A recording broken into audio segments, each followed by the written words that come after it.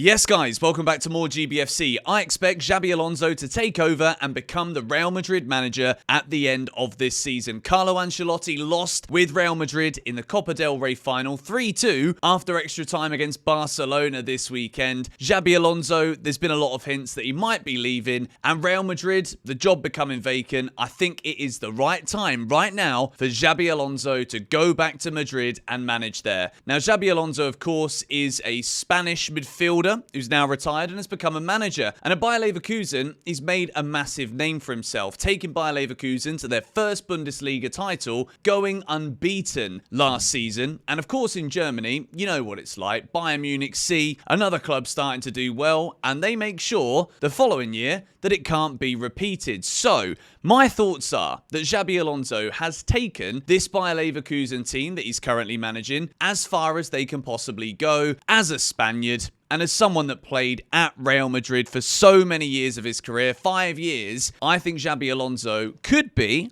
the perfect replacement for Carlo Ancelotti. Now, Carlo Ancelotti is being heavily linked to the Brazil job, the national team job there, because Brazil are in a state of disarray. And at the moment, you could say that Real Madrid, despite only being 4 points behind Barcelona, they got knocked out of the Champions League convincingly by Arsenal, and they're probably not going to win the league. So by Real Madrid standards, this is chaos. It's madness. And we even saw bloody Tony Rudiger trying to attack referees with bloody ice cubes in the Copa del Rey final. It's mental. With Xabi Alonso, what do you get? You get someone who understands Madrid, who knows about the standards at this club. You get someone who has won the league with Bayer Leverkusen, showing that he is a very, very good manager when it comes to adapting different stylistic approaches. But instead of a very rigid positional style of play, I'd say we can really categorize into three separate pillars. And I'm going to say positional control, yet with a purpose, rapid vertical transitions, and aggressive ball winning in midfield. I don't think right now the Real Madrid squad is perfectly assembled for Alonso to just come in and it all works straight away. We know what Real Madrid are like. With the transfer window this summer, they're going to need to make some changes. And in this video, I'm going to break down what I actually think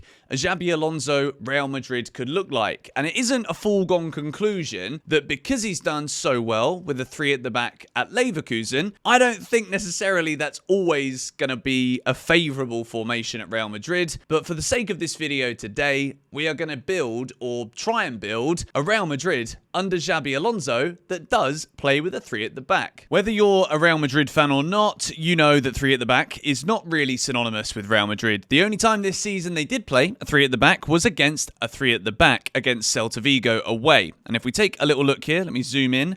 On this starting 11, this is what it was for Real Madrid. Thibaut Courtois obviously in goal. Militao, Tchouaméni playing in central centre-back, did quite well. Rudiger on the left.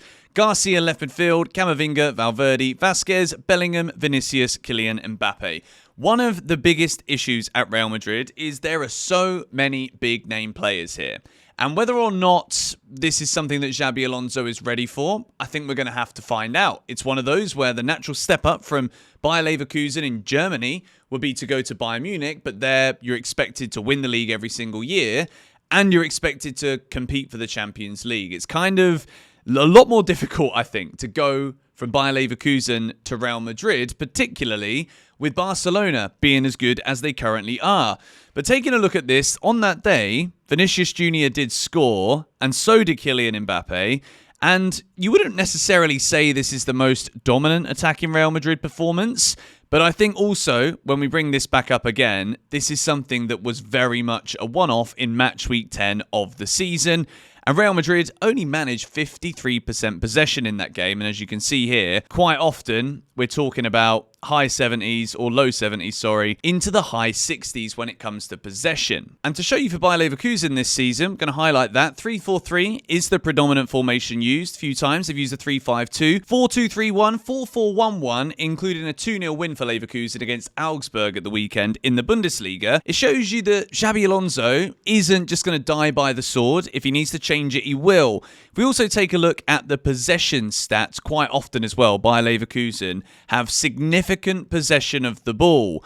high 70s quite often, in the 60s for a large portion of the season too. So I think one of the concerns that I could envisage for Real Madrid fans is, well, are we going to be able to be possession dominant the way that we have been so often over the years with not only Zidane as well, but Ancelotti, 4-2-3-1, 4-3-3. They've obviously had so much success with that. And now, when you think about this Real Madrid squad, the big questions when we start to think about how it could look with a three at the back under Xabi Alonso is, how do you get the best out of Mbappe, Bellingham, Vinícius? And if we look here again, this was the Celta Vigo game, to bring this up once more. Rodrigo is clearly the guy that misses out here because Lucas Vázquez is significantly more capable when it comes to defending. But a huge element of what we have seen under Alonso is just how aggressive Jeremy Frimpong is. It's absolutely bonkers. This guy is constantly attacking. I think Real Madrid fans would love that. But there is one man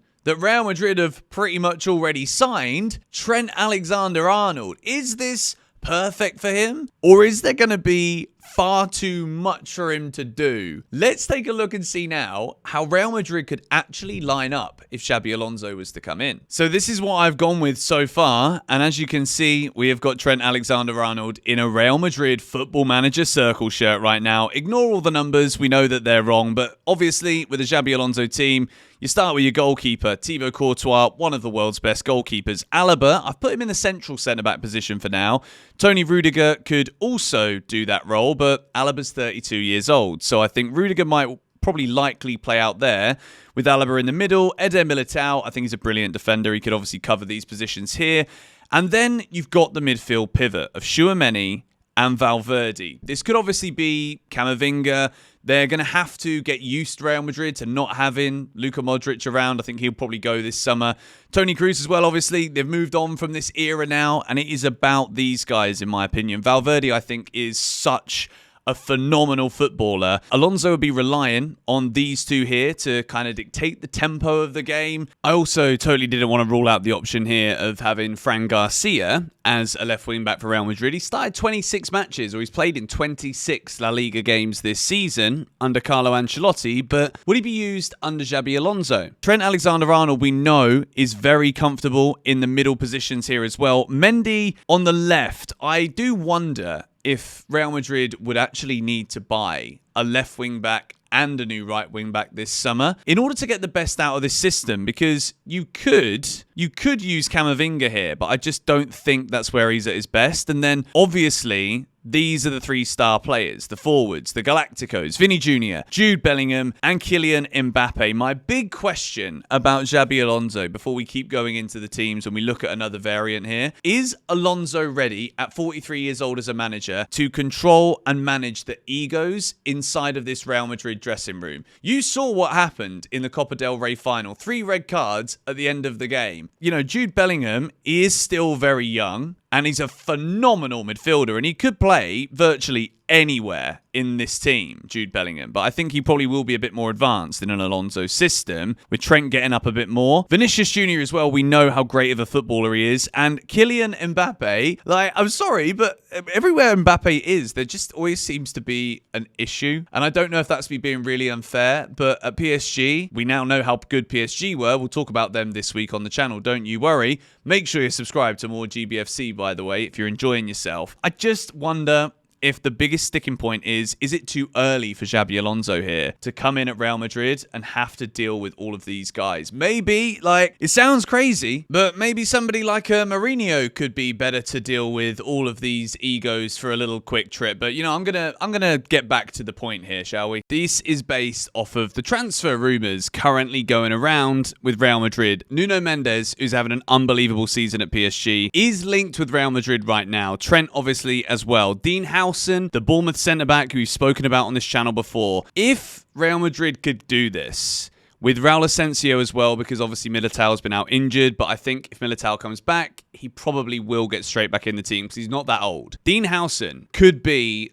a mainstay Real Madrid player for many years. He's a phenomenal ball-playing centre-half. Also no nonsense when it comes to tackles and blocks and all of that stuff. And that's in the Premier League too. Mendes, you could just see him here up and down that left-hand side with Vinny on the left. I think that would be absolutely sensational, especially the way that Huijsen loves to hit those long balls. And imagine that, like, especially under Xabi Alonso. On this side here as well, I think Asensio very good. Valverde, he loves to cover these wide spaces too. You could even see Trent come into the middle. I think what we are going to have to see with Real Madrid is versatility that I think that the players that they have in this squad are absolutely capable of doing. If you're a Real Madrid fan and you're watching this right now, or you care about Real Madrid, if you look at this lineup that I've got out here right now, which includes some players that you're linked with, just let me know how you think this would do with Xabi Alonso as your manager, because I actually think this would really work. But the big problem is those egos. It is, how do you manage to keep these players motivated? What if they don't like what you're doing? Do you know what I mean? It's always going to be a huge gamble, but I think Xabi Alonso has shown that he's absolutely got everything at his disposal. As a manager, with the temperament as well, he needs to install discipline if he was to come in at Real Madrid, which I think it looks likely more and more every day now that he will. Discipline is so key, because when you've got these quality of players, the sky is literally the limit. He could win multiple Champions Leagues with this team. It could be sensational, but will it be even happening? Let me know your thoughts on Xabi Alonso to Real Madrid in the comments down below.